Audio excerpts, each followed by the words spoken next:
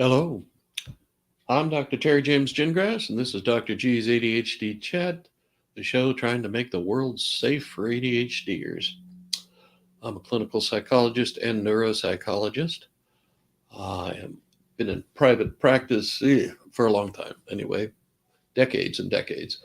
And now I am uh, I'm not now, I am also the parent of a couple of ADHD kids, and I'm married into a family that's just loaded with ADHD.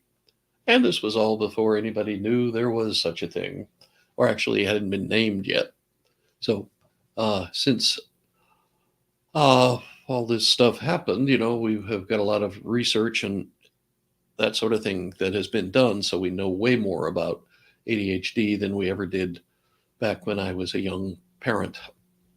So today I'm going to talk about something. Hey, that was my sound engineer just checking in. Anyway, the thing I'd like to talk about today is maturity. Now, most of us have noticed sort of, accidentally maybe, that our kids seem to be just a teeny tat behind the other kids in some ways. And one of the biggest is the way your brain matures. Okay. We don't think about that much. We just wonder why teenagers are so such and such and that sort of thing. Well, actually, it's the way the brain develops. The cognitive part of the brain we're talking about now, memory develops first and is fully developed. So you can do okay on most intelligence tests in school and all that sort of stuff. But the frontal lobes, the lobes that have to do with judgment and planning and all that sort of thing, is delayed. Okay, it's a little delayed compared to a neurotypical. Throughout their school years, ADHD kids are probably about 3 years behind their ADHD or their neurotypical peers. For full maturity, for neurotypicals, it's at age 25. For ADHDers, it's age 30. I don't know where the extra 2 years came from. I'm just saying that's what the research shows us. And maturity, we're talking about it, is less to do with, it's not the same thing as IQ. Okay, it's a little more complicated because it also it includes what we would, I guess, call maturity and judgment and maybe wisdom. Okay, it's uh, the opposite of being impulsive, basically, and it's a little slower to develop in ADHDers, and sometimes it seems like it never really developed. But the full mental maturity, like I said, 5 years difference between a neurotypical and an ADHDer. Now, what does that mean for a parent of an ADHD child? What does it mean for the ADHDer, him or herself?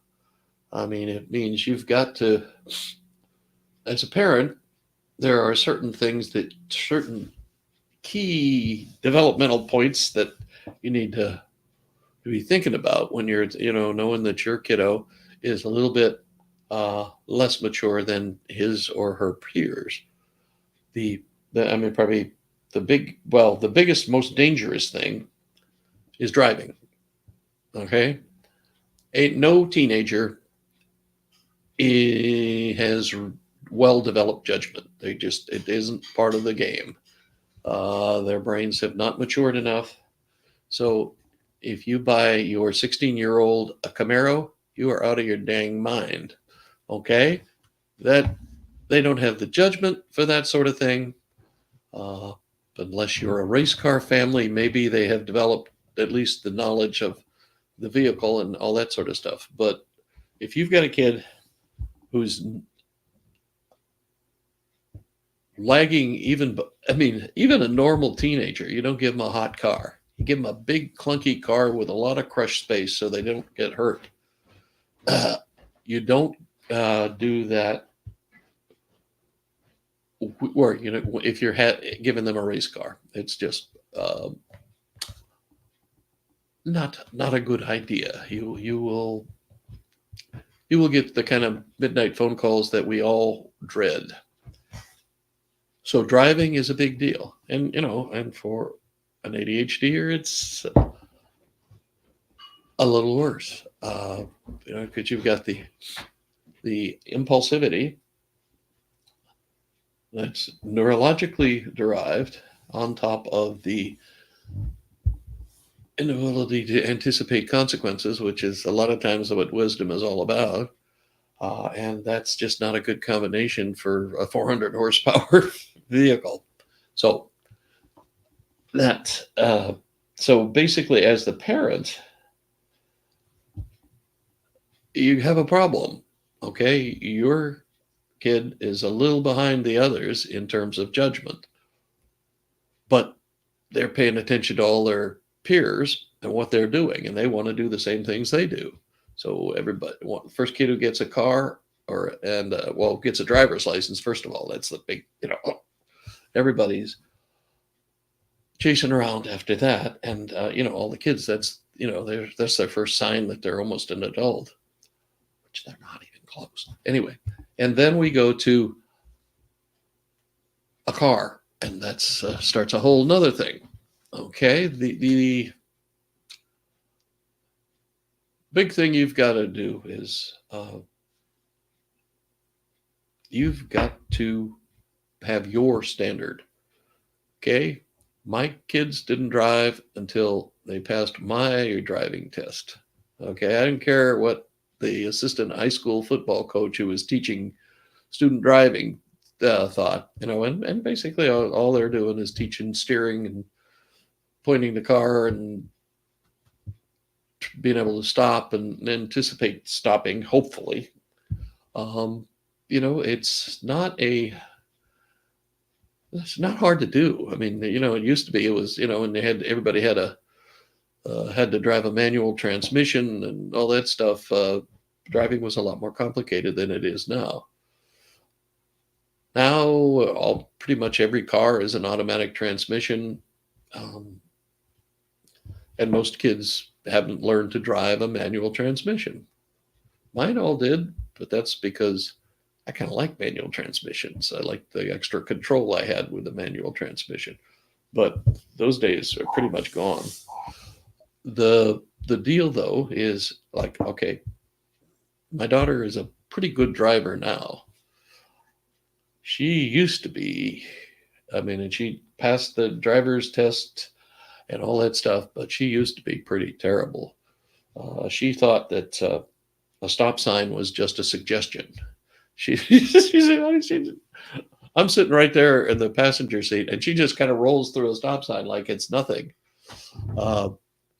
We had a long discussion about that with some animation, I must admit. And then she started driving a little safer, what I considered safer. And that, she's been driving for a long time now and hasn't had any accidents that were her fault, to my knowledge anyway. But I wasn't going to let her drive when she was just clueless. And I tell you, you ought to, once they start driving, you need to be going with them instead of just letting them fly. Especially, if they've had their license, you want to make sure that you know that they can stay focused, all of that stuff. That was another thing with my daughter, is she seemed to be in a trance of some sort. She just kind of wasn't there. And so anyway, so enough about her. She'll probably send me emails now. But the deal, and I have one neurotypical child, and it was like smooth as silk, just no problems at all, no delays. So it's got to be, it's your responsibility.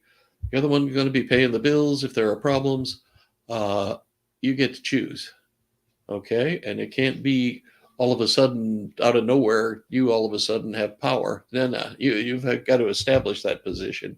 And it doesn't mean you have to beat them with a stick or anything. You just have to establish that you are the final say and the authority figure, and they can have a tantrum if they want to, but that isn't going to change anything. Okay, that's driving. And then we go dating. Okay, now dating, honestly, you can't do a whole lot about that. It's, you have to, well, there's a difference. Okay, girl rules and boy rules. Okay, if my daughter was dating somebody, when he came to pick her up, he and I had a little chat, and I didn't do anything to dissuade his notion that because everybody, all the kids knew I was a psychologist, so I did nothing to dissuade his notion that I could actually read his mind. So I wasn't overly friendly. But you make sure that what she's dating, and you do the same thing with the boys, but you have less options because they don't have to come by your house for him to pick them up. So when it's the boys, you just try to make sure where they're going and that they're not going to have 85 friends jammed into the car, da da da da da. And so that's the major two things, really. Driving and dating are the huge issues for an ADHD parent, and you can't really you can't control a lot of it. The dating especially, and you just have to kind of hope. And one of the things, they don't have necessarily good judgment, but they can form habits very well. So you have to, you want to be training them to have the routine kinds of behavior that are well thought out, even if they aren't the ones who did the thinking out. So it's a combination, wisdom, maturity, impulsivity on the other hand, and it's not a thing you have absolute control over. You just control what you can control, and the other stuff you just kind of have to let it fly. It's not going to be well, you just don't have absolute control. So you have to have done the work of developing their judgment and their trust in you as they mature. So when they make mistakes, as they're going to, they know that they can come to you, and you're not going to explode or anything. That you can be supportive. I mean, you can't, like I said, you can't control everything. You don't know for sure exactly where they're going. You try to set up some limits so that they, where they are at all times. And with cell phones, we have, we have a lot more control than we used to have. If you're going to be someplace other than you plan to be, call me. Let me know. I'm not going to, bust your chops or anything. Just let me know. I need to know where you are, in case something crashes. I know you're not in the danger area. And that's, frankly, all this complaints about cell phones in schools and stuff, I totally don't understand. I mean, first of all, they have to have those. They do their homework most of the time. And I don't necessarily think that, well, I don't see the problem. So I'm not, and I guess that maybe that shows who I vote for, but then, you have the right, you have the options of controlling, being controlling and not being trusted, or you can be, have a partnership, sort of a relationship with your child where they recognize and understand that, you have a lot more maturity and a lot more information and you're not just trying to be an old fuddy-duddy for the sake of being an old fuddy-duddy. You will not, of course, succeed completely in this because you some of that old fuddy-duddy stuff was pretty safe. It kept us a lot of us older people out of trouble when we were younger. But you need to know if they're driving. You need to know where they're going, who they're going with, and you need to decide if they decide they want to pick up another couple or if they want to pick up some friends, that sort of stuff. You need to decide, and you need to know a lot about what caliber these folks, these kids they're hanging out with are.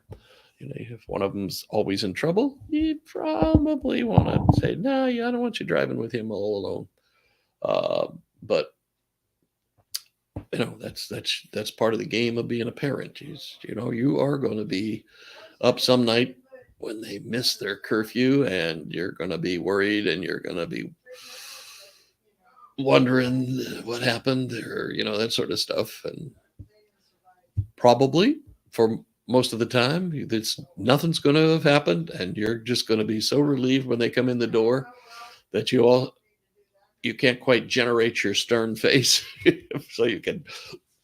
Where have you been? You can't do that one when you're that relieved. But I mean, and those, honestly, those are the biggies. The other one is college, I guess. There's a third one that's kind of a little more distant, because if they did well enough in school to get into college, they probably have some of the habits that are going to keep them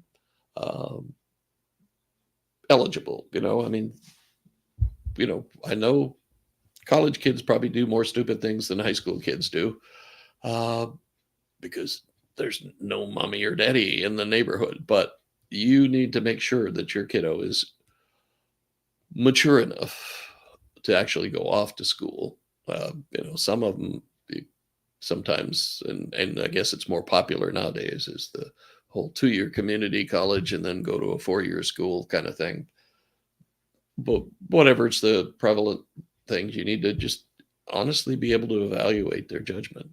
Do they constantly need to have you around to provide guidance and set up standards for them and give them advice and help them with planning and all that stuff? Or can they do most of that stuff by themselves?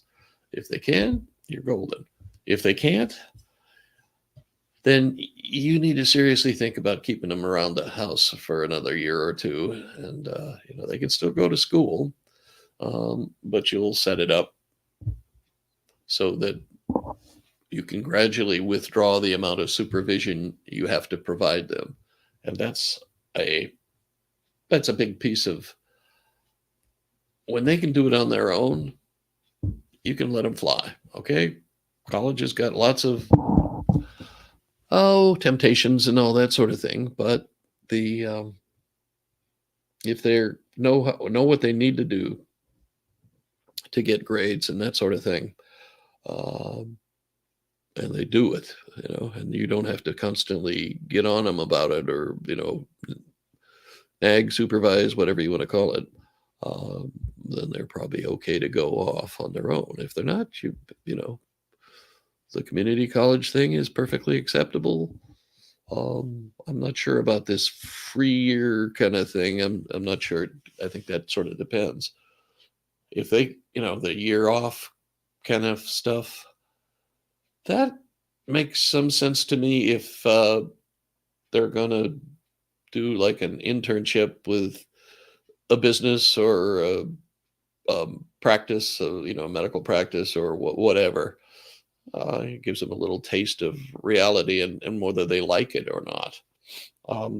Also, I think it's important nowadays. I mean, I've been seeing lots of kids who are 18 years old and have never worked in their lives. They have totally been taken care of, and that's probably not a good thing. I mean, ideally they should have a job, at least one or two, in the summer kind of thing, and no matter how much, and they should also learn money. That's the other thing you have to teach them about, in terms of maturity. Okay. You need a bank account, and you need job, and they need to learn how to manage their money, and they need to have some rules about how much they put in savings and so on and so forth. After I got married, we lived for the first year on what I had saved over the course of my high school, well, my earning years up until then, shall we say.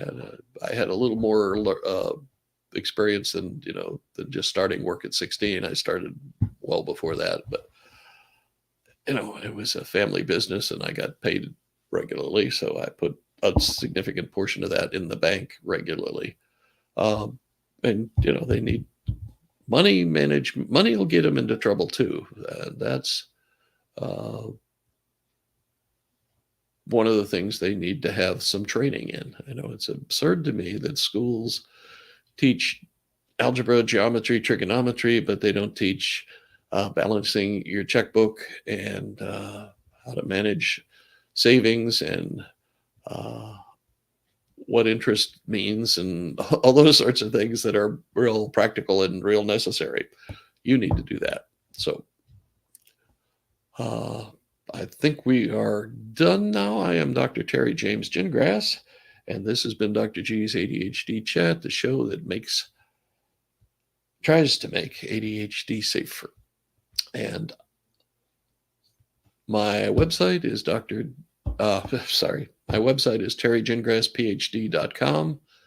I have options for setting up coaching appointments and so on. And I'm still thinking about whether or not to do a membership group. And let me know if you have some opinions about that. I'd appreciate the information. Okay, we will catch you next time, and have a good day.